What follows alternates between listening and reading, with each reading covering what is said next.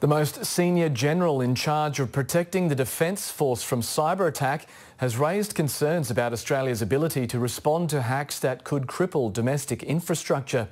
Major General Marcus Thompson is tracking a steady rise in threats, and he's questioned whether his military unit should be called in to repel them in case of attack.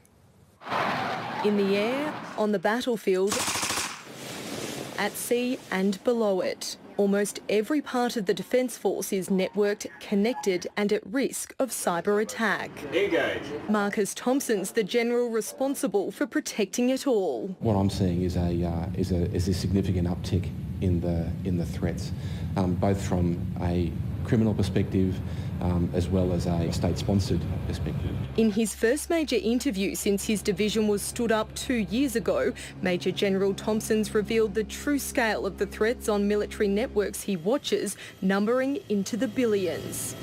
But no matter how secure Defence makes its own equipment, the view from the cyber bunker is a grim one when it comes to the risk of civilian infrastructure being hacked. I have a concern that in the event of a significant attack on Australia in cyberspace, the resources that would be required to respond might not exist at the scale that might be required. The fear of attack, especially on privately owned power, gas and banking networks, is also held outside of Defence. Whilst we have a lot of good mechanisms in place, particularly at the Commonwealth government level, they're not replicated sufficiently throughout the economy, indeed in critical infrastructure owners and operators. Defence's Information Warfare Division has an army of people patrolling its systems, 200 and growing. But like virtually all elements of the military, it's powerless to act on emerging threats at home, and Major General Thompson questions whether that should change. If a threat is coming at scale, that it'd be a shame to have